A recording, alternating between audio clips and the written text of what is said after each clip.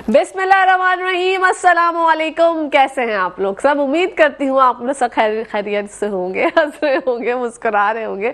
अल्लाह पाक आप सबको इसी तरह से मुस्कुराता रखे, आमीन सुम्मा आमीन। और ये जो मेरे साथ अभी हुआ है ना, ये आप जब स्टार्टिंग में शो शुरू होने से पहले थोड़ी देर पहले बिस्किट खा लेते हैं तो उसके बाद आपकी ज़बान ऐसे ही लड़खड़ा जाती है। मैं हूँ कहकश फैसल जनाब और आप लोग अब मुलाहिजा फरमा रहे हैं आपका फेवरेट मॉर्निंग जिसका नाम है मुस्कुराती सुबह का बाकायदा आगाज करते हैं।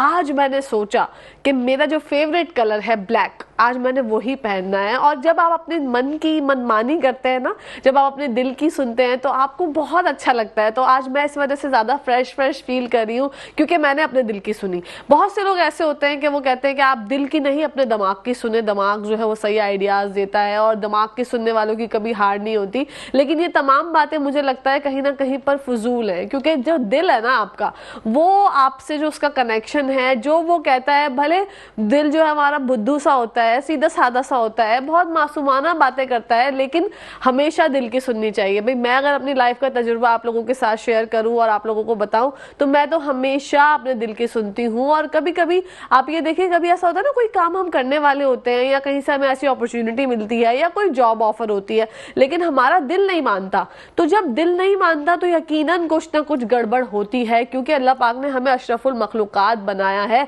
हमें जो है वो तमाम चीज़ें अल्लाह पाक ने हमारे अंदर डेवलप की है, जिससे हमें वाइब्स आ जाती हैं, जिससे हमें सिग्नल्स मिल जाते हैं, जिससे हमें पता चल जाता है कि नहीं यार ये चीज़ मेरे लिए सही है और ये चीज़ मेरे लिए गलत है। तो हमेशा दिल की सुननी चाहिए। और वाइब्स की जो बात है वो मेरी तो बड़ी स्ट्रॉन्ग वाइब्स होती है। मैं जिससे पहली बार मिलती हूँ, बात करती हूँ, मुझे पता चल जाता है कि अच्छा भाई ये बंदा जो है वो नेगेटिव है या पॉजिटिव है।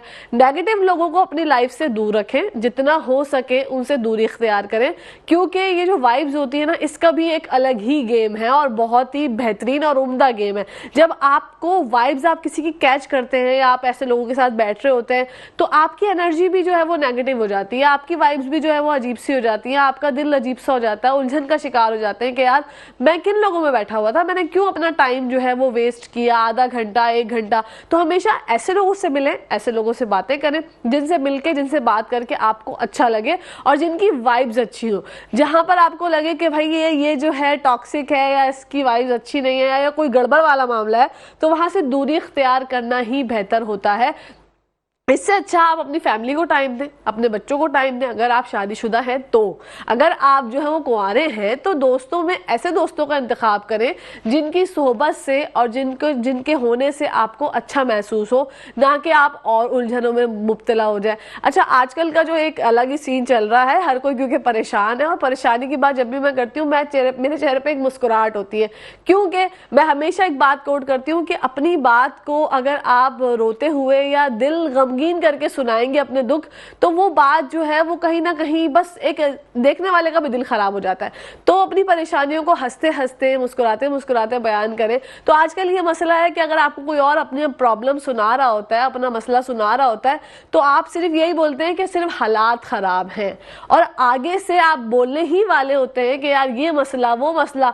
सामने से जो कहानी शुरू होती है आप परेशान हो जाते हैं, आप कहते हैं यार मेरे मसले तो कुछ भी नहीं है, मेरी परेशानियां तो कुछ भी नहीं है, सामने वाले की परेशानियां तो मुझसे कई गुना ज्यादा है। फिर आप ये सोचने लगते हैं कि यार अल्लाह पाक इस भले इंसान का कुछ हो जाए, हमारा तो हो ही जाएगा कुछ ना कुछ, लेकिन इसका कुछ हो जाए, क्योंकि ये बेचारा जिस परेशानी में मुब्तला है ये तो हमसे ज्यादा प्रॉब्लम में। तो आजकल वो जो पुराने बड़े बूढ़े कहते थे ना, जिसको ना देखो वही अच्छा, एक कहावत होती थी कि जिसको ना देखो भाई वही अच्छा है। तो आजकल वही चल रहा है कि जिसको आप ना देखें, जिसकी आप कहानी ना सुने, जिसके बारे में आपको ना पता हो, वही अच्छा है। वरना जब आप बैठते हैं महफिल में या आप जो दोस्तों की गैदरिंग में बैठते हैं तो सबके अपने अपने मसाइल हैं, किसी का कोई मसला है, किसी का कोई मसला है, किसी के साथ जो है वो ये प्रॉब्लम है कि भाई किसी की सैलरी जो है वो लेट हो गई, किसी के साथ सैलरी नहीं मिल रही है, किसी को जो है वो ये प्रॉब्लम है कि जॉब छूट गई है। तो आजकल के जो मसाइल हैं ये महंगाई की हद तक नहीं है, ये ओवरऑल जो है हमें तंग कर रहे हैं, हमें परेशान कर रहे हैं, हमें डिप्रेशन की तरफ लेके जा रहे हैं। लेकिन मैं आप लोगों को यहाँ पर ये बात बताती चलूँ कि हमारे लिए, क्योंकि हम बीइंग अ मुस्लिम, हमारे लिए सब चीज़ें बहुत आसान है। हम सिर्फ सजदा करते हैं, हमने जाय नमाज बिछानी है और हमने सजदा करना है, और हमारी तमाम सजदों का, हमारी तमाम प्रॉब्लम्स का जो सॉल्यूशन है ना, वो हमारे सजदों में है। तो जब आप नमाज पढ़ते हैं, आप खुद से इतना लाइट महसूस करते हैं। अपने घरों में सुबह सुबह सूरह रहमान जो है वो, भले आप अगर तिलावत नहीं कर सकते तो आप जो है वो डिफरेंट साइड्स होती हैं, उस पर आप जो है वो प्ले कर दें और अपने घर में सूरह रहमान सुने, सूरह मुल्क सुने, सूरह यासीन सुने। उससे आपकी एनर्जी जो है वो बहुत पॉजिटिव हो जाती है और बहुत अच्छा आप महसूस करते हैं। सुबह का आगाज़ जब आप सूरह रहमान के साथ करेंगे ना, तो आपके अंदर जो कोई भी ऐसी प्रॉब्लम है या कोई ऐसी बीमारी अल्लाह न करे जन्म लेने वाली है या ले चुकी है, उसके जो मतलब जो चीज़ें हैं, उसके जो सेल्स हैं, वो खुद ब खुद ख़त्म होने लग जाते हैं। सूरह रहमान के हवाले से तो यहाँ पे ये बताना ज़रूरी मैं चाहूँगी कि जो कैंसर पेशेंट्स हैं उनके लिए सूरह रहमान बहुत ज़्यादा मुफीद है। या कोई भी ऐसी प्रॉब्लम हो जिस पे आपको ऐसा मसला लाहक हो कि वो हल नहीं हो रही हो और आप परेशान हो, तो आप सूरह रहमान सुने, अपने दिल को तसल्ली दें और आपको एक ऐसा सुकून मिलता है जब आप सूरह रहमान की तिलावत सुनते हैं या करते हैं। खुद से अगर आप तिलावत करें तो ये तो बहुत ही अच्छी बात है। मुझे बचपन हमेशा अपना याद होता है, जब हम स्कूल जाया करते थे तो PTV पर जो है वो एक बड़ी ज़बरदस्त सी तिलावत कुरान पाक लगाया जाता था और इनकाद किया जाता था। हम सुबह सुबह उठ के TV जब खोलते थे तो ये निजी चैनल पे जो है वो आ रहा होता था, हम सुनते थे, बड़ा अच्छा लगता था। उसके बाद कार्टून स्टार्ट हो जाया करते थे, कार्टून आते थे और वो टाइम बहुत अच्छा था आपका कि आप 8 बजे या 9 बजे जो है वो आपका ये जो सैटेलाइट सिस्टम था TV का वो ऑफ हो जाता था। एक अजीब सी वो जो स्क्रीन 4-5 रंग बिरंगी रेनबो टाइप आ जाती थी और आपको पता होता था कि भाई अब जो है नशरियात का जो है वो इख्तिताम हो गया, अब आपने सोना है।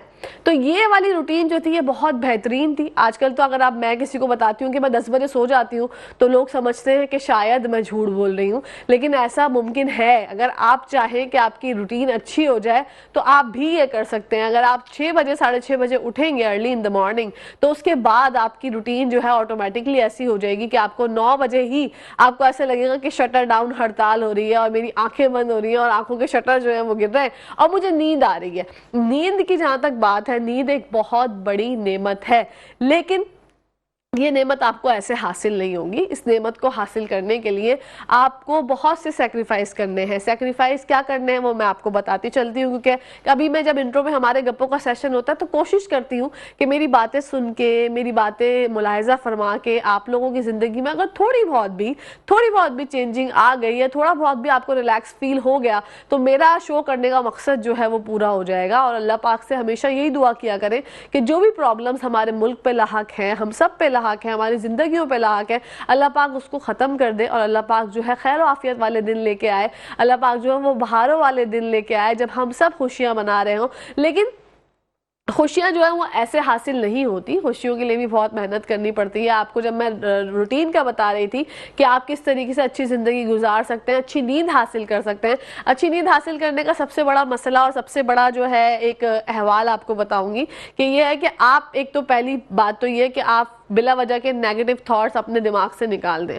आप जो है वो अजीब व गरीब जो आपके दिमाग में चीज़ें चल रही होती हैं उसको निकाल दें। जो नए नए इवेंट्स आ रहे होते हैं, जो नए नए त्यौहार आ रहे होते हैं, जो नई नई खुशियाँ आ रही होती हैं, उनके बारे में आप सोचें। अब जैसे माशाल्लाह 12 रबीउल अव्वल बिल्कुल आने वाला है, कुछ ही दिनों में हम सब देखेंगे, मिलकर मनाएंगे। हमारी गलियों में तो माशाल्लाह चिरागा हो गया है, गली गली सज गई, सरकार की आमद मरहबा, आका की आमद मरहबा।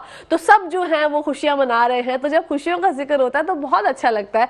आप लोगों के एरिया का क्या अहवाल है? आपके एरिया में लाइट्स लग गई हैं, नहीं लगी है? और अगर नहीं लगी है तो भाई लगवाएं, गली गली को सजाएं, गली गली चौबारा सजना चाहिए, क्योंकि हमारे आका सल्लल्लाहु अलैहि वसल्लम की आमद है और हम सब इसको मनाते हैं, खुशियों के साथ मनाते हैं। मिलाद का भी इनकाद किया जाता है, मिलाद की महाफिल का इनकाद किया जाता है, तो बड़ा अच्छा लगता है। ख़वातीन की भी होती हैं, मर्द हजरात की भी होती हैं, लोग रोज़े रखते हैं माशाल्लाह से। और जो है वो इसका डिफरेंट जो बहुत से लोग तो 12 रबीउल अव्वल को जाते ही जो है ना, क्या कहते हैं, चीज़ें लूटने जाते हैं। और वो जो एक लूटने वाला सिस्टम होता है ट्रक्स में, उसमें भी बड़ा मज़ा आता है। मैंने कभी एक्सप्लोर नहीं किया लेकिन मुझे करना है। इसी हवाले से हमारे नुमाइंदे हफीज़ अंसारी, उनसे जानते हैं 12 रबीउल अव्वल का अहवाल के क्या क्या तैयारियाँ हो रही हैं। जी अस्सलाम वालेकुम Hafeez Ansari, welcome to the show.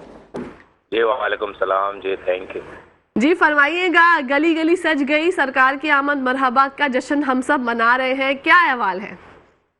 जी हाँ, बिल्कुल। देखें, आलम इस्लाम और ख़ासतौर पर हम पाकिस्तान में देखते हैं कि इश्क़ रसूल सल्लल्लाहु अलैहि वसल्लम की बड़ी तादाद जो है ये यकम रबीउल अव्वल से ही जो है तैयारियों का सिलसिला शुरू कर देती है और मुख्तलिफ गलियों हों, इमारात हों, और उनको जो है बरक़ी कमकमों से सजाया जाता है। मुख्तलिफ स्टाल्स जो है गलियों, मोहल्लों, चौराहों, सड़कों, फुटपाथों पर लगे नज़र आते हैं।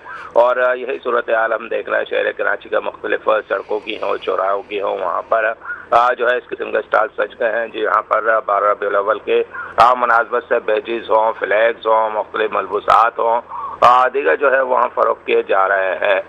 तो यकीनन जो है हर साल की तरह इस बार भी जो आशिकान रसूल जो है जोश व खरोश के साथ जश्न ईद मिलादुन्नबी मनाने की तैयारियाँ कर रहे हैं। ना सिर्फ ये कि मुख्तलिफ मकामात और इमारतें जो है सजाई जाती है, बल्कि हम ये देखते हैं कि इस मुनासबत से जो है महफिल नात का इनेकाद किया जाता है, जश्न ईद मिलादुन्नबी जलसे का इनेकाद किया जाता है। ये सिलसिला यकम रबीउल अव्वल से ही शुरू हो जाता है, जो कि हो चुका है। मुख्तलिफ सियासी हो, समाजी हो, मजहबी तंजीमें हों, उनकी जानिब से जश्न ईद मिलादुन्नबी मुनक्किद किया जाता है। शहर भर में जो है मुख्तलिफ मकामात पर हम देख रहे हैं कि जश्न ईद मिलादुन्नबी की मुनासबत से जो है परचम भी लहरा रहे हैं। मुख्तलिफ मसाजिद जो है उनको खूबसूरती के साथ सजाया गया है। ये रिवायत है हमारे इस आलम इस्लाम की, इस पाकिस्तान के मुसलमानों की, कि वो अपने आक़ा दो जहां हुज़ूर सल्लल्लाहु अलैहि वसल्लम का यौम पैदाइश जो है निहायत जोश व खरोश के साथ मनाते हैं। और उसी जोश व खरोश के साथ इस साल भी जो है मनाने की तैयारियां जो है की जा रही हैं। जी बिल्कुल। हफीज़ अंसारी फरमाएगा, सिक्योरिटी का क्या इंतजामात हैं? सिक्योरिटी के इंतजामात का अहवाल हमें बताइएगा कि तमाम सिक्योरिटी, क्योंकि जाहिर सी बात है लोग जो है जश्न मनाते हैं, जो लोग मिलाद का भी इनेकाद करते हैं, सड़कों पर भी चरागा होता है, तो इसमें सिक्योरिटी के मामलात के हवाले से बताइएगा। यहाँ देखिए, जो छोटे छोटे इलाकों के अंदर जो हम देखते हैं कि तकरीबात मुनक्किद होती है जश्न ईद मिलादुन्नबी की मुनासबत से, वहाँ मुताल्लिक़ा थानों के मोबाइल से नफरी वगैरह मौजूद होती है। लेकिन जश्न ईद मिलादुन्नबी का मरकज़ी जो जलसा होता है, जो रैली निकाली जाती है, वो 12 रबीउल अव्वल के रोज़ ही निकाली जाती है। और ये मरकज़ी रैली जो मेहमान मस्जिद से बरामद होती है, जो कि एमेजिना रोड से होती हुई नस्टर पार्क पर पहुंचती है। तो मरकजी जुलूस 12 रबीउल अव्वल को नस्टर पार्क में जब मुनक्किद होगा, तो उस मौके पर यकीनन जो है सिक्योरिटी प्लान जो है तरतीब दिया जाता है। पुलिस और ट्रैफिक पुलिस और रेंजर्स और इनके अलग अलग जो है सिक्योरिटी के हवाले से प्लान तरतीब दिए जाते हैं, जिससे आगाही भी फराहम की जाती है कितनी नफरी जो है जलसे के अंदर जो है तैनात की जाएगी। इसी तरह मुतबादिल रोडों का भी जो है वो बता दिया जाता है कि इस जलसे के नश्तर पार्क में मुनक्किद होने की वजह से जो मुतबादिल रोड होंगे वो लजबेला से नश्तर रोड जाने वाला रोड हो, या फिर शाहरा कायदीन का रोड हो, या दीगर रोड हो, वहाँ जो है मुतबादिल रोड को जो है ट्रैफिक को रवा दवा किया जाता है। तो इस सूरत हाल के अंदर जबकि जश्न ईद मिलादुन्नबी की तमाम तैयारियाँ हम देख रहे हैं कि जारी है, लेकिन आवाम जो है इस वक्त भी हम देखते हैं कि इस हवाले से परेशान नज़र आती है कि बिजली जो है गैर एलानिया लोड शेडिंग कर दी जाती है। तो अचानक वो जो शहर के अंदर रौनकें बिखेर रही होती हैं, लगी हुई लाइटें, वो जो है यकीनन जो है फिर तारीकी में डूब जाता है शहर। बिल्कुल। हफीज़ अंसारी, कराची की कौन सी ऐसी जगह है जो सबसे ज़्यादा सजाई जाती है? देखें, कराची की कोई एक जगह नहीं है। कराची की खारा दर अगर आप चले जाएं तो वहाँ आप देखते ही रह जाएंगे, दंग रह जाएंगे कि वहाँ की जो शाहराएँ जिस तरह जो हम देखते हैं कि रंगीनी रंगों की किरणें फूट रही होती है।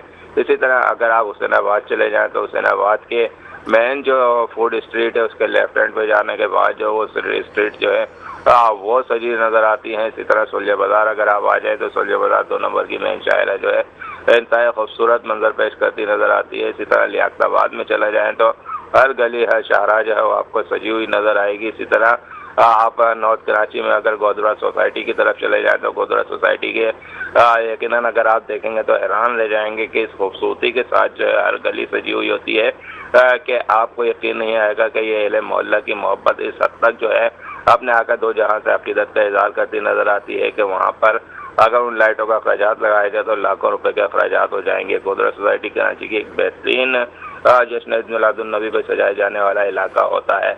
इसी तरह मुख्तलिफ इलाके हैं शहर कराची के जो कि जश्न ईद मिलादुन्नबी की तैयारियों के सिलसिले में यकम रबीउल अव्वल से ही ये तैयारियाँ शुरू कर दी जाती हैं। और हम देखते हैं कि 10 रबीउल अव्वल, 11 रबीउल अव्वल, 12 रबीउल अव्वल पर ये तमाम जो जश्न ईद मिलादुन्नबी के हवाले से प्रोग्राम हो या फिर ये सजावट हो वो अपने उरूज पर नज़र आती है। जी बिल्कुल। हफीज़ अंसारी, ये बताइएगा कि आवाम में जो जोश व खरोश होता है, जो जज्बा होता है सरकार के आमद मरहबा को मनाने का, जश्न मनाने का, महंगाई ने क्या उसको मुतासिर किया है? क्योंकि लोग चाहते हैं नए नए मलबूसात भी पहने, फिर सदका खैरात का भी जो है इनकाद किया जाता है, तो क्या जज्बा देख रहे हैं आप आवाम में? देखें, आवाम तो उसी जोश जज्बे के साथ नज़र आ रही है, उसी अकीदत के साथ नज़र आ रही है, क्योंकि ये अपने आका सलाम से मोहब्बत और अकीदत का इजहार तो ऐसा है कि खाना ना खाएं लेकिन उनके साथ अकीदत का इजहार हमें करना है। तो इस जोशो वलवले में जो हम देखते हैं किसी किस्म की कोई कमी नज़र नहीं आ रही है। उसी अंदाज में, उसी तरीके से, यानी कि अपना जो है लोग मनाने की तैयारियां कर रहे हैं और मनाने का अज़्म रखे हुए हैं। और इंशाअल्लाह ताला जश्न ईद मिलादुन नबी जो है हम देखेंगे कि 12 रबीउल अव्वल तक हर साल की तरह ही नहीं बल्कि उससे ज़्यादा जो है ना सिर्फ जो है शहर कराची के अंदर आपको सजावट नज़र आएगी बल्कि तकरीबात भी नज़र आएंगी और लंगर भी लूटने वाले और बांटने वाले बड़ी तादाद में नज़र आएंगे। जी बिल्कुल। क्या पैगाम देना चाहेंगे हफीज़ अंसारी? बिल्कुल, देखें, ये तो पैगाम एक वाज़ेह है हमारे इस्लाम का और अल्लाह ताला के एहकाम भी है कि अगर हमें हुज़ूर अपनी ज़िंदगी को मिसाली दुनिया और आखिरत के लिए बनाना है तो यकीनन जो है अपनी आका दो जहां सल्लल्लाहु अलैहि वसल्लम की सीरत को अपनाना होगा, उनके हदीसों को पर अमल करते हुए अपनी ज़िंदगी को गुजारना होगा। इसी सूरत में हम दुनिया और आखिरत में कामयाबी हासिल कर सकते हैं इंशाअल्लाह। आमीन सुम्मा आमीन। Thank you so much for your time. Hafeez Ansari हमारे नुमाइंदे मेट्रो वन न्यूज़ के हमसे बात कर रहे थे। जश्न ईद मिलादुन नबी के हवाले से उन्होंने हमें बताया कि किस तरह से तैयारियां हो रही हैं, आवाम में जोश व खरोश होता है जब हर साल सरकार की आमद मरहबा, आका के आमद मरहबा का दिन आता है। और यहाँ पर टाइम हो गया नाज़रीन ब्रेक का। आप लोग कहीं जाएगा मत, देखते रहिए मुस्कुराते सुबह। जी नाज़रीन, welcome back to the show. आप लोग देख रहे हैं आपका फेवरेट मॉर्निंग शो जिसका नाम है मुस्कुराते सुबह। हमने जो है वो जश्न ईद मिलादुन नबी के हवाले से बात की। अब हम जानते हैं क्राइम के हवाले से। हमारे नुमाइंदे metro one news Arif Bangash हमारे साथ ऑन कॉल मौजूद है। उनसे जानते हैं हालिया सूरत हाल क्या है क्राइम की, कराची में कितना रेशो बढ़ चुका है, क्योंकि आवाम में जो है वो इतना ज़्यादा गम व गुस्सा और बहुत ज़्यादा परेशानी पाई जाती है कि अब मैंने ये सुना है कि रिपोर्ट्स भी आती हैं कि आवाम को अगर कोई डकैत मिलता है तो वो अपनी मदद आपके तहत उसको कत्ल कर देते हैं। तो ये जो मामलात हैं कितने ज्यादा संगीन हो गए हैं, जानते हैं आरिफ बंगश से। अस्सलाम वालेकुम, वेलकम टू द शो। वालेकुम सलाम। जी आरिफ साहब से फरमाइएगा क्या सूरत हाल है क्राइम की कराची के हवाले से? देखिए, जिस तरह जो है अब हमारे पाकिस्तान में कराची के शहर में जो महंगाई की वजह से मुतासर है, इसी तरह क्राइम की सूरत हाल भी अबतर हो गई है। शहर में जो है गली, इशारा, सड़क, रोड की कोई जगह महफूज नहीं, यहाँ तक घर भी महफूज नहीं है और लोग जो है लुट जाते हैं। स्ट्रीट क्राइम की वारदातें बढ़ रही हैं। पुलिस की जानिब से जो है बुलंद बांग दावे भी किए जाते हैं, ताहम जो है सूरत हाल उसी तरह की है जिससे आवाम में अदम तहफ़्फ़ुज़ और तशवीश पाई जाती है। इस वक्त भी शहर में मजमूई तौर पर जो है दर्जनों मोबाइल फ़ोन, मोटरसाइकिल, गाड़ियाँ छिन जाती हैं और आवाम से नकदी भी छिन जाती है। और जिसकी जो कुछ जो है रिपोर्ट्स होती हैं थाने में इंदराज होता है और कुछ का जो है रिपोर्ट इंदराज नहीं होती। जी, इसकी कोई रोकथाम के लिए हुकूमत कोई कुछ क्यों नहीं करता, पुलिस क्यों एक्शन नहीं लेती? क्योंकि हमने कुछ दिनों पहले मेट्रो वन न्यूज़ पर ही एक खबर देखी थी नशर होते हुए कि एसएसपी के घर के, मतलब एसएसपी का जो हमारा जो ये पुलिस स्टेशन होता है उसके करीब ही एक घर था और वहाँ पे वारदात हो गई थी। तो कैसे जो है ये मामलात हो जाते हैं? क्या पुलिस भी मुलव्विस होती है आरिफ साहब? जी बिल्कुल, आपने सही कहा। गुलबर्ग का इलाका था, एसएसपी सेंट्रल के बिल्कुल सामने घर में 4:30 बजे 4 मुलजिमान दाखिल हुए थे और सब कुछ लूट कर फरार हो गए थे।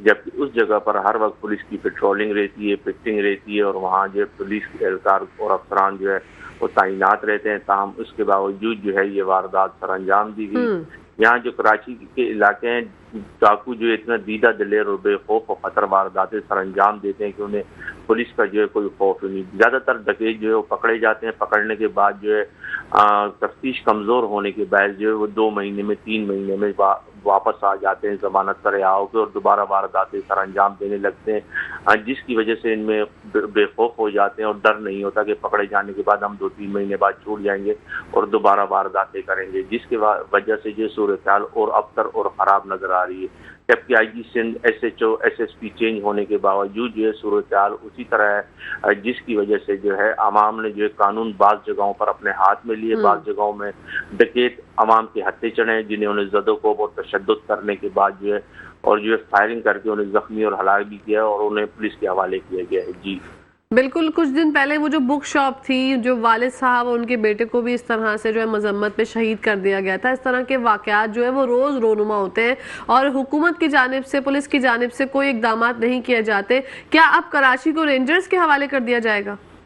देखिए, कराची में रेंजर्स जो है बदस्तूर मौजूद है और मुख्तलिफ जगहों पर पेट्रोलिंग और पिकेटिंग भी जारी है, मगर कराची जो है एक बहुत बड़ा शहर है जिसकी आबादी 3 करोड़ से ज़्यादा है, 1.5 करोड़ 2 करोड़, और इसको कंट्रोल करने के लिए पुलिस की नफरी और जो रेंजर्स है उनकी जो तादाद है वो इंतहाई कम है। पुलिस का ये कहना है कि हम हर गली पर, हर नुक्कड़ पर जो है पुलिस एहलकार तैनात नहीं कर सकते। एक थाने में जो है बहुत ज़्यादा एहलकार नहीं होते और सुबह शाम की औकात में ड्यूटी होती है। 800 से 400 एहलकार होते हैं मुख्तलिफ थानों में और 108 थाने, 132 थाने हैं जो पूरी कराची को कंट्रोल कर रहे हैं और 20,000 से ज़्यादा रेंजर्स की नफरी है। तो इतनी नफरी जो है वो बहुत कम है कराची जैसे बड़े शहर में, जहाँ मेगा सेफ सिटी प्रोजेक्ट भी चल रहा है और कैमरे भी लगाए जा रहे हैं, मगर वारदातें जो हैं वो बदस्तूर उसी तरह कायम है, जिसकी वजह से जो है लोग ज़्यादा परेशान है। एक जानिब तो महंगाई है जिसने जो कमर तोड़ के रख दी है आवाम की, दूसरी जानिब जो है अगर किसी की जेब में 2, 4, 5 हज़ार रुपये और एक मोबाइल हाथ में, वो भी जो है महफूज नहीं है। वो बाहर जाता है गली की दहलीज पे, रोड पे खड़े हुए, कहाँ भी खड़े, उससे मुल्जिमान आते हैं और लूट कर जो है फरार हो जाते हैं। ठीक है, जराइम की रोकथाम के लिए क्या करना चाहिए आरिफ बंगश? हमारे सिक्योरिटी इदारों को क्या करना चाहिए?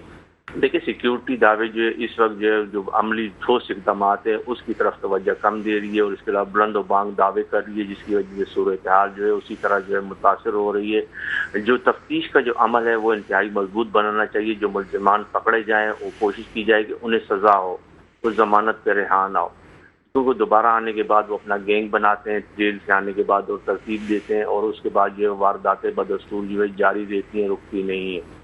तो जो मुल्जिमान पकड़े जाते हैं उन्हें सज़ा नहीं मिलती, वो दोबारा वापस आके दोबारा जो है मज़ीद वारदातें करते हैं। तो हमारे ये निज़ाम में कुछ कमज़ोरियाँ अगर ये ठीक होंगी तो जराइम में कमी आएगी।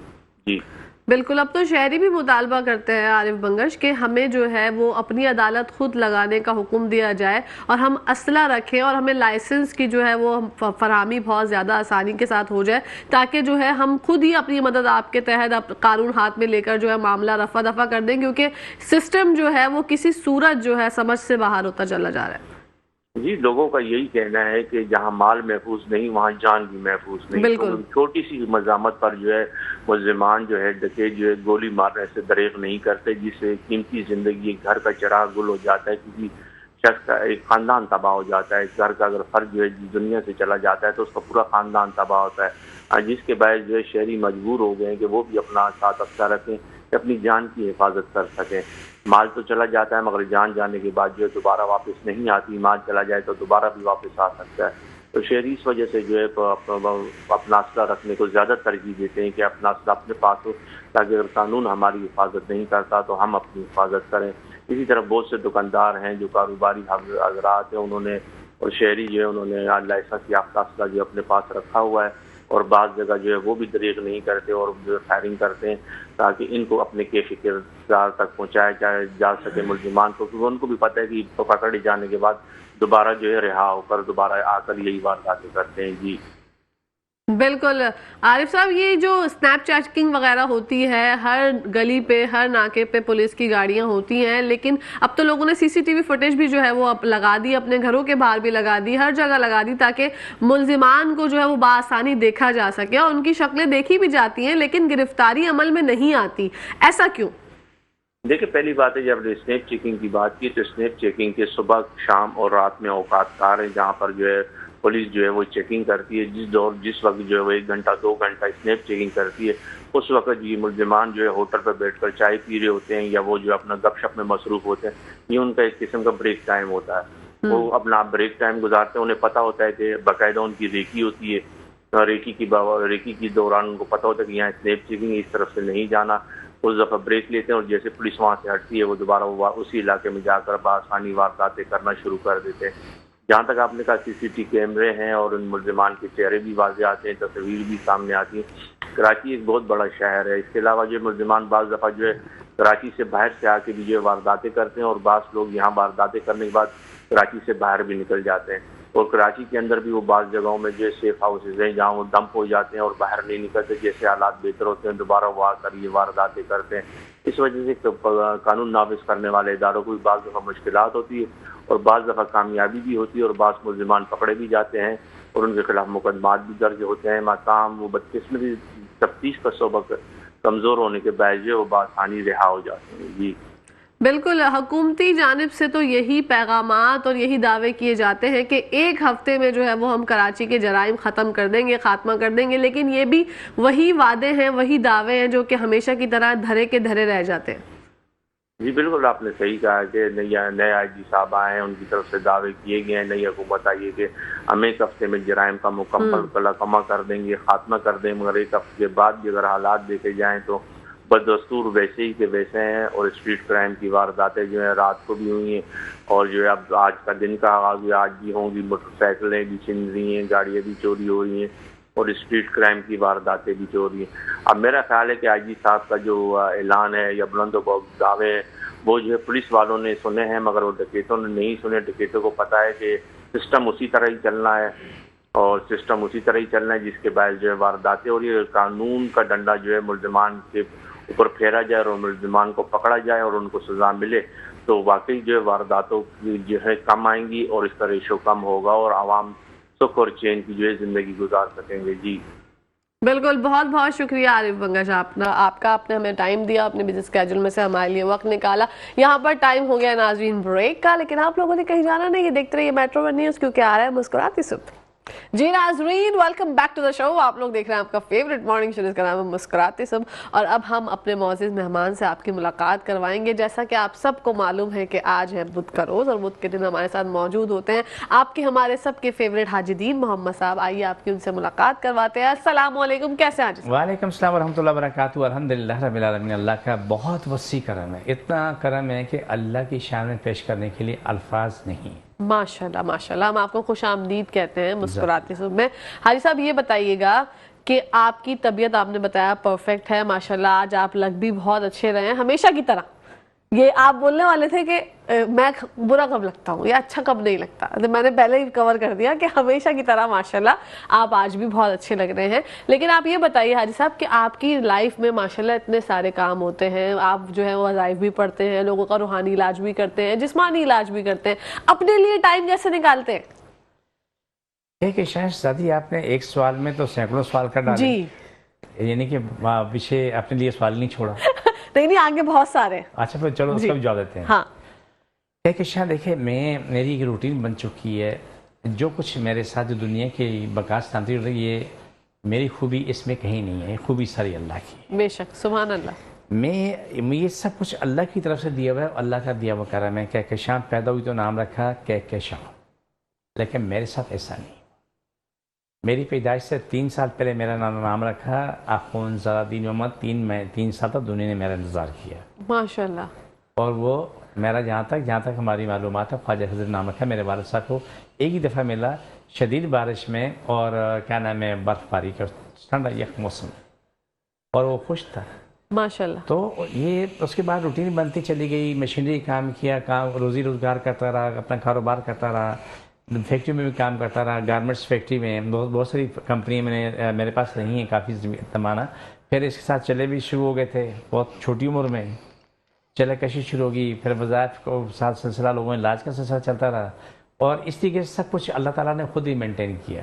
मेरी अगर मैं बोलूँ मैंने किया अस्तग़फ़िरुल्लाह नाउज़ बिल्लाह बिल्कुल गलत होगा। ये सब कुछ मेरा अल्लाह कर रहा है और मुझे 2 घंटे 4 घंटे जो भी टाइम मिलता है सोने का अल्लाह का करम है, अल्लाह का खरमो करम है। जो टाइम मिलता है उसी करम नवाज़ी है। लेकिन ये सारे मामलात अल्लाह सुब्हाना ताला ने करने और बेहतर से बेहतर हो रहे हैं माशाल्लाह। तो उसमें दुआएं भी बना रहा होता हूँ, उसमें और दुआइयों पे कलाम इलाही पढ़ रहा होता हूँ और अपने वज़ाइफ भी कर रहा होता हूँ, दुनिया की दुआएं भी कर रहा होता हूँ, रूहानी जिस्मानी दोनों इलाज भी कर रहा होता हूँ और साथ साथ रिसर्च भी कर रहा होता हूँ। माशाल्लाह ज़बरदस्त। हाजी साहब आपको जो है माशाल्लाह 42 इयर्स हो गए जी इस अल्हम्दुलिल्लाह, फील्ड में, 40 है ना? रिसर्च करते हुए। हाँ, रिसर्च करते हुए माशाल्लाह से। तो आपने इन 42 इयर्स में क्या क्या जो है मुश्किलात देखी? कि शायद मुश्किलात का तो अंबार लगा हुआ है, शदीद तरीन मुश्किलात देखी हैं और इसमें दुख दर्द गम खुशी परेशानी, कुशादी, हर चीज़ देखी है।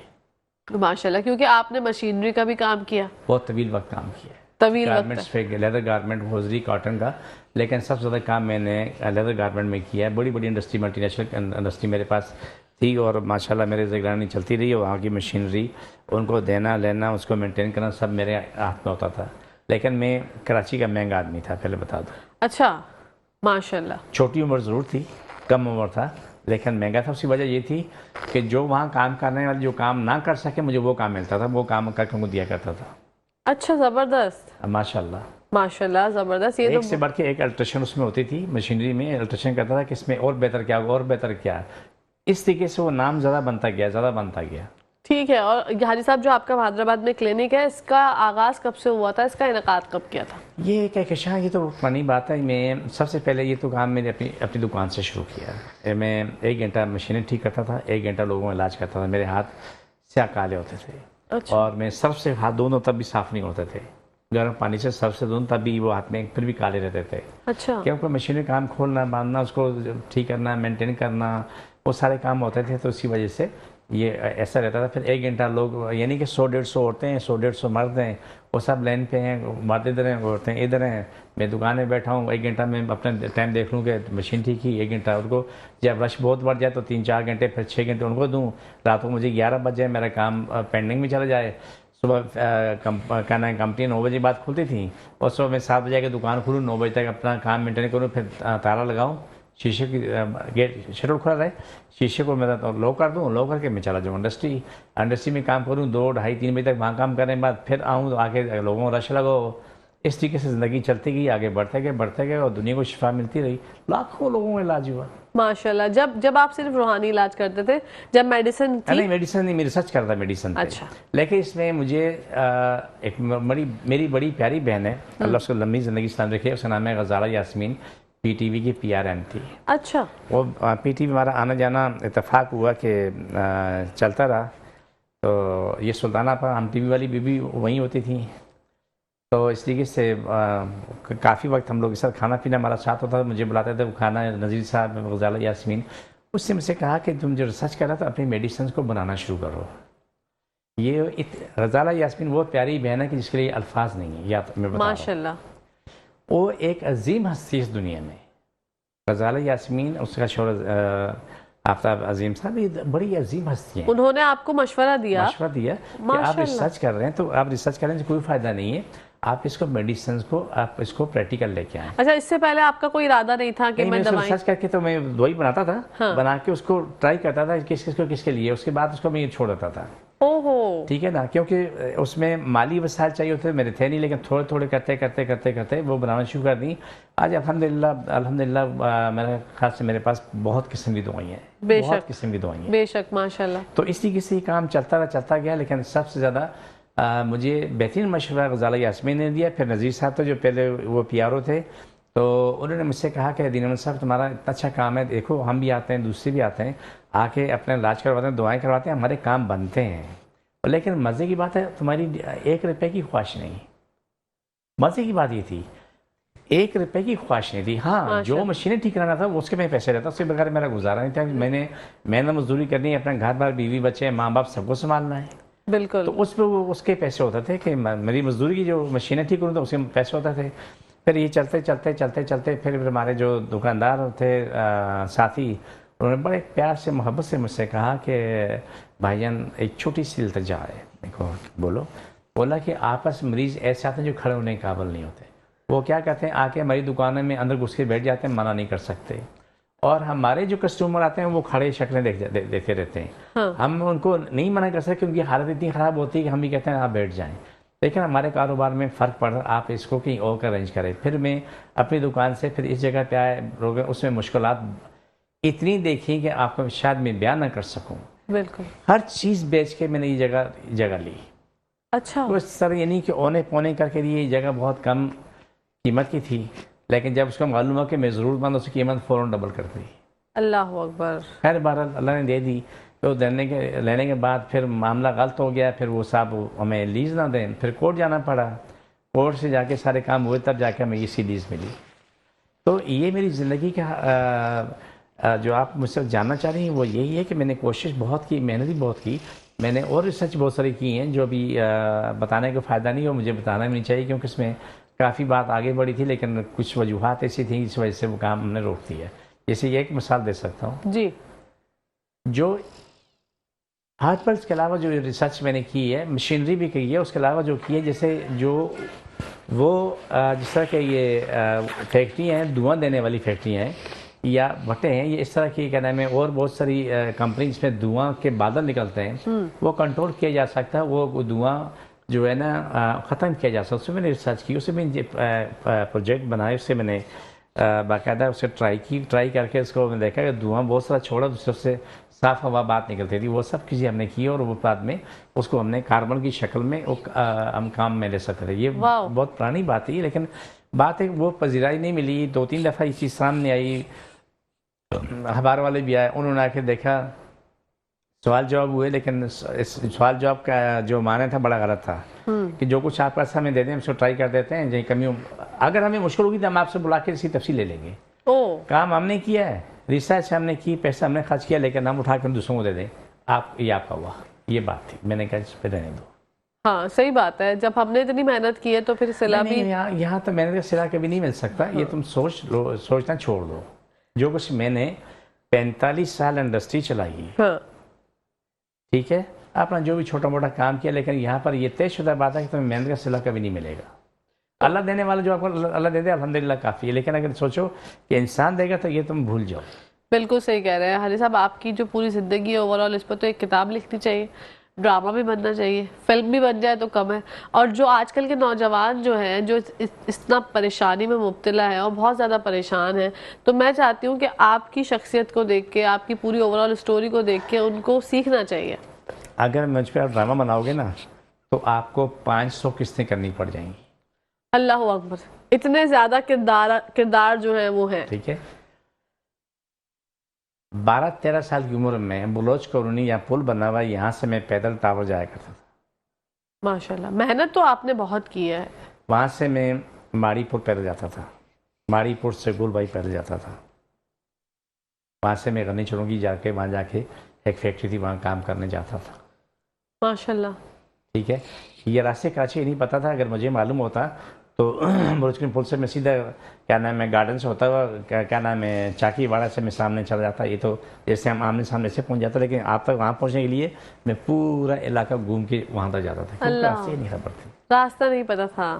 फिर इसमें 3-3, 4-4 दिन, 5-5 दिन तक फाके भी मैं गुजारे और मुझे आप बैठे नज़र ना आए। लेकिन फिर मैं क्या नाम, मैंने दरख्तों के पत्ते भी खाए, मैंने घास ज़मीन से निकाल के धो के मैंने वो भी खाई है, बिल्कुल वो भी खाई है, और पानी भी पिया है, दबा के पानी पिया पेट भरने के लिए। फिर वो वक्त भी मैंने देखा कि नर्सरी और बलोच कॉलोनी पुल 25 पैसे की मूंगफली लेता था 4 आने की, मैं छीलता नहीं था, वो गोल लिफाफे बना के देते थे। अच्छा, वहाँ से पैदल आऊँ, आहिस्ता आहिस्ता वो चबा के खाऊँ, यहाँ पहुँच के तो 3-4 गिलास पानी पी लूँ, ये पेट भर जाएगा।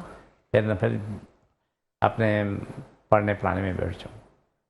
देखे ना हाजी साहब, लेकिन अल्लाह का, नौजवानों की बात की ना जी, उनको जवाब दे रहा हूँ। फिर अगर आप मुझे बोलो कि आप इस दुनिया में बहन भाई के रिश्ते कैसे, मैं आपको बोलूँगा क्या कि शायद तुम बहुत गलत सवाल कर रही है। अच्छा, अगर ये बोले बहन भाई के रिश्ते कैसे हैं, मेरा जवाब है तुम्हारा सवाल गलत है। बहन भाई के रिश्ते सबसे गंदे हैं। अच्छा, क्या बोला? बिल्कुल सबसे गंदे बोल दो, तुम्हें मत नहीं बोलने की। हाँ नहीं, मेरे क्योंकि मेरे भाई बहुत अच्छे, मैं नहीं हो सकता है, लेकिन मैं नहीं कह सकता ना। हाँ, देखिए हम 2 भाई थे, हम दोनों ने मिलकर सब कुछ किया था, घर बनाए थे। हाँ, की शादी हुई, शादी के बाद जो है ना, जो बाप ने फैसला किया छोटे का बड़ा घर बड़े का है, 100 गज का था, 150 गज का था। उन्होंने मेरे घर का जो किराया भी उनको मिलता था, मैं जो तनख्वाह लेके जाता था क्या नाम है वो भी उनको मिलती थी, वो जमा देता। वो मैंने रखना क्या था, 1 रुपया कभी नहीं रखा अपनी जेब में, कभी तनख्वाह का 1 रुपया नहीं रखा। ओके, तो क्या हुआ उसमें, क्या हुआ, उन्होंने क्या नाम है पहले मेरा वाला घर बेच के अपनी बीवी के नाम में प्लाट ले लिया। फिर सबने तराज के बोला कि 150 गज का घर है, इसका हुआ, ये मैंने क्या करना है। 6 महीने बाद बोला चल भाई गेट से बाहर हो जाओ। मैं जब मेरे पास नौकरी नहीं थी, मेरे पास साइकिल थी, पिछले टायर पंचर था, जेब में 4 आने थे। क्या बोला? जी, जेब में 4 आने थे। 4 आने के मैंने पंचर लगवाया था। तमाम नौजवानों को सुन लो कि इंसान अपने आप को मेहनत करेगा तो सब कुछ मिलता है, सिर्फ ये समझाना चाह रहा हूँ। बेशक। पूरी फिर मैं साइकिल पे रोज़ जाना जो ना तार रोड, भादराबाद, सदर, कुरंगी तक मैं जाता था, मोटर क्या नाम है, साइकिल पे मशीनें ठीक करने के लिए। अच्छा। और सामने की हवा आती थी ना, अब यूँ गिरता था, फिर मैं साइकिल लेके पैदल चलता था कि हवा बहुत तेज़ होती थी कुरंगी में, जी तो जी। साइकिल चलानी मुश्किल होती थी, और सारे खड्डे खड्डे, इतने खड्डे कि सिर्फ ट्रक जाता था उसमें। ये ज़िंदगी गुजार के यहाँ तक पहुँचा हूँ।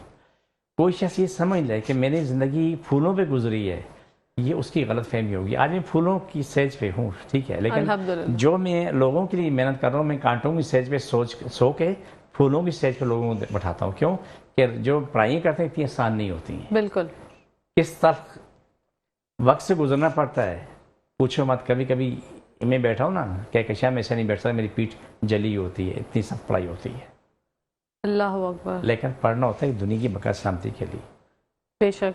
तो अल्लाह ने बहुत दिया, अल्लाह का शुक्र अदा करता हूँ खरमो। लेकिन जो मैंने बताया ना, ये एक हकीकत है। बिल्कुल। माना सब ठीक है, गलत नहीं है, उन्होंने अपनी अगर जो कि सही किया कि उनको ज़रूरत थी, भाई हर चीज़ चाहिए थी, ले लिए। लेकिन मेरे रब ने जो भी दिया जिस वक्त ये बहुत अच्छा दिया। तो मैं आपको जो नौजवानों की बात की ना, मैं नौजवानों को बताने के लिए ये बात कर रहा हूँ कि आप मेहनत करो तो आपको क्या नाम है, मंजिल मिलेगी, लेकिन टाइम लग सकता है, जल्दी या देर लेकिन मिलेगी ज़रूर। लेकिन मैंने कभी भी ज़िंदगी में हाथ नहीं फैलाया। बहुत अच्छी बात। और सबसे ज़्यादा वो तकलीफ़ा वक्त था जब मैं शेरशाह में मैं काम करता था। हमारे जो काम में करता था वो हमारे उस्ताद मोहतरम इस्माइल साहब थे, मौलाना इस्माइल चश्मे वाले साहब जी। वो मैं काम में करता हूँ, वो आते नहीं थे। लेकिन जब 15 दिन के बाद हिसाब होता था, मैं राज ठेकेदार था। हाँ। कहीं काला बोर्ड पे कहीं रहने वाला था। तो मैं राज ठेकेदार जो है ना, वो बार के बार उससे आके पैसे लेके चले जाए। से पूछूं भाई मैंने पूरा अपने काम के मुझे पैसे दो। बोला तुम्हारे साथ साहब आके पैसे लेके जा चुके हैं। और भाई मैं तो आज 4 दिन से मैं फाके से हूँ, मेरे पास खाने के पैसे नहीं हैं। तो काम मैं करूँ उसका क्या वास्ता, में मजदूरी मैं कर रहा हूँ, मेरी मजदूरी को उससे क्या। बोला जी उन्होंने बोला मैंने क्या यहाँ तक पहुँचाया था, ये तनख्वाह मेरे को ले जाऊँ। ये खाता तकरीबन 1 साल चलता रहा। फिर एक बिहारी भाई थे, उसने मेरी हालत देखी। मैं छोटा बच्चा था, इतनी कम उम्र, ज़्यादा उम्र नहीं थी, 13-14 साल के आसपास मेरी उम्र थी। उसने कहा कि यहाँ डे नाइट काम हो रहा है ना, तो नाइट को तुम मेरी मशीन में बैठे काम कर लो, मैं तुम्हें दे दूँगा इसके जो मजदूरी बनती है। उसकी मशीन में बैठ के मैं काम करता था। मुझे उस वक्त जो है 10 रुपये 15 रुपये मजदूरी मिल जाती थी। उसके बाद मेरे घर में मैं अपने रोटी खाने लगा। अल्लाह अकबर। ये देखिए ना हाजी साहब, आपसे ये सब बातें मैं यही चाह रही हूँ, हमारे नौजवान जो आजकल जिस तकलीफ में और कर्ब में मुब्तला है और पाकिस्तान छोड़ के जाना चाह रहे हैं। कहकशान ये सही है, लेकिन एक रिश्ता और है ना जो मैं आपसे मैं अपना दुख आपसे शेयर कभी नहीं करता। मैं अपना दुख आपसे शेयर करता। मैंने आपके कुछ अल्फाज सुने हैं, आज सुने हैं कि डकैतियाँ हो रही हैं जी, लूट मार हो रही है। लेकिन अपने नौजवान से कहूँगा कि खुदा के लिए वो गंदा रास्ता है, वहाँ मत जाओ, बिल्कुल वहाँ मत जाएं। हम लोग जरा ब्रेक से जाके फिर वापस आते हैं। आज सब फिर कंटिन्यू करते हैं। नाज़रीन आप लोग कहीं जाएगा मत, न्यूज़ ब्रेक आ रही है मेट्रो वन न्यूज़ की जानिब से। देखते रहिए मेट्रो वन न्यूज़।